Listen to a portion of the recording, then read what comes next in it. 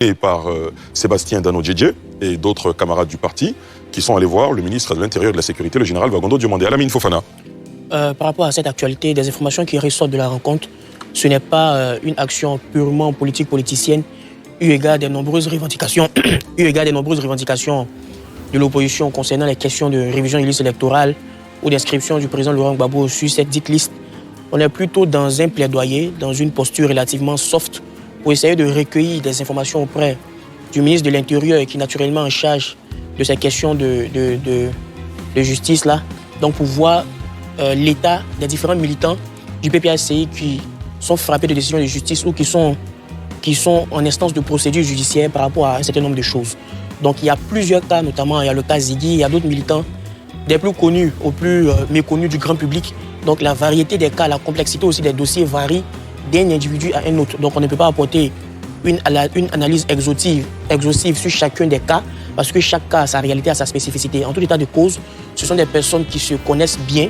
On n'a pas forcément le fond de la discussion, mais pour moi c'est plus un plaidoyer pour déjà savoir ce qu'il en est, parce qu'il y avait aussi la théorie de l'enlèvement qui était beaucoup rappelée sur les différents réseaux sociaux, ce qui a été démenti à plusieurs reprises parce que chaque acteur aussi a ses méthodes de travail par rapport aux questions de perquisition ou de justice. Donc on attend à ce que les processus judiciaires déclenchés puissent arriver à maturation pour qu'on puisse avoir suffisamment d'éléments sur ces questions-là pour mieux se prononcer. Très bien, on va voir le sujet de Moussa Nikema qui a assisté à cette rencontre et madame, Mélina nous a rejoint en plateau. Vous donnerez vos avis juste après. Ministère de l'Intérieur et de la Sécurité à Abidjan, Plateau. Une délégation du PPACI, le Parti des peuples africains Côte d'Ivoire, conduite par son président exécutif, professeur Sébastien Dano Djedje, sur les lieux. Une rencontre avec le premier responsable de ce portefeuille ministériel, général Wagondo Diomandé, entouré de ses collaborateurs. Plusieurs sujets à l'ordre du jour avec à la clé la situation sociopolitique. Une rencontre franche où les questions ont été abordées sans tabou. Nous avons été reçus par le monsieur le ministre à notre demande. Nous avons constaté un certain nombre d'arrestations dans nos rangs. Cela nous a préoccupés. Nous avons donc demandé à monsieur le ministre de nous recevoir pour nous donner un peu plus d'explications, parler de ce qui se passe exactement. Nous avons donc fait part de nos préoccupations sur ce dossier. Nous avons discuté franchement et amicalement, républicainement. Et sur cette phase, le ministre et nous sommes parlé franchement et nous sommes compris. Ces échanges interviennent à quelques jours du début de la campagne électorale pour la présidentielle d'octobre 2025, qui ne verra pas la participation du PPACI avec le rejet par le Conseil constitutionnel de la candidature de son leader, Laurent Gbagbo.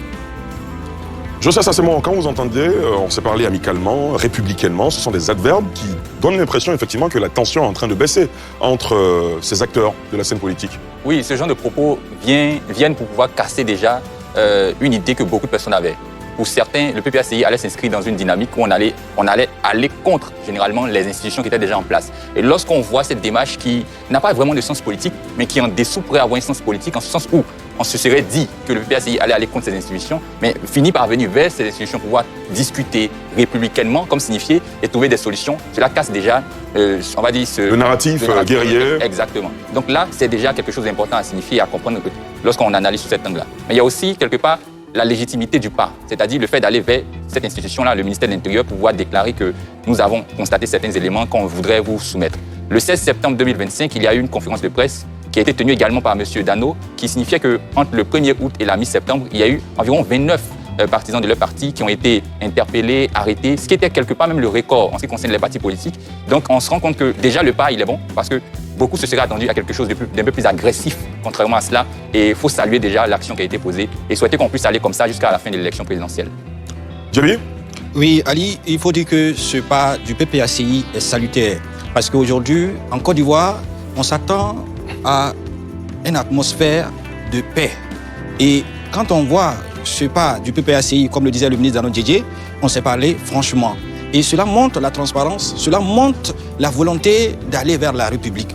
Et quand on est un parti qui fait la promotion ou qui est même inscrit en quelque sorte à la genèse même de l'histoire de la démocratie en Côte d'Ivoire, il faut vraiment saluer les initiatives qui nous amènent à faire la promotion de la démocratie. Et c'est pourquoi aujourd'hui, on s'attend à ce dialogue-là, un dialogue franc, un dialogue direct entre les partis politiques et nos institutions.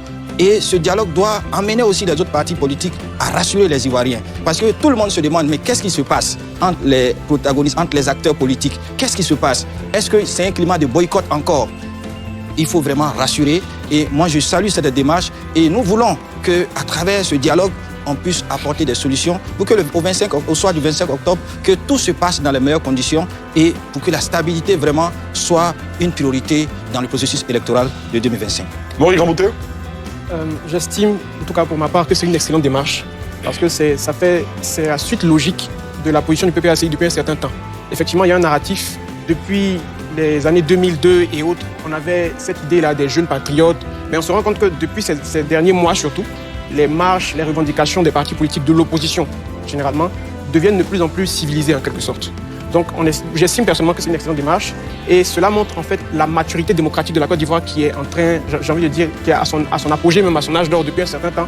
C'est inédit de voir cela et j'espère qu'après ces discussions amicales et républicaines, ce parti politique et ce ministère auront la latitude de nous faire aussi un retour lorsque les verdicts seront donnés. On espère que les partis ne vont pas se retrouver dans la rue, vont retourner vers le ministère pour d'autres discussions et éventuellement faire ce même genre de communiqué qui vont éclairer la population. Mélina Makissi? Je partage aussi l'avis des participants sur le plateau. C'est une bonne chose que le gouvernement discute avec le PPACI. On attend de voir ce que ça va donner dans les semaines à venir. Absolument. Alors, on a entendu dans certains meetings de partis politiques de l'opposition un discours musclé, vous l'avez rappelé vous-même.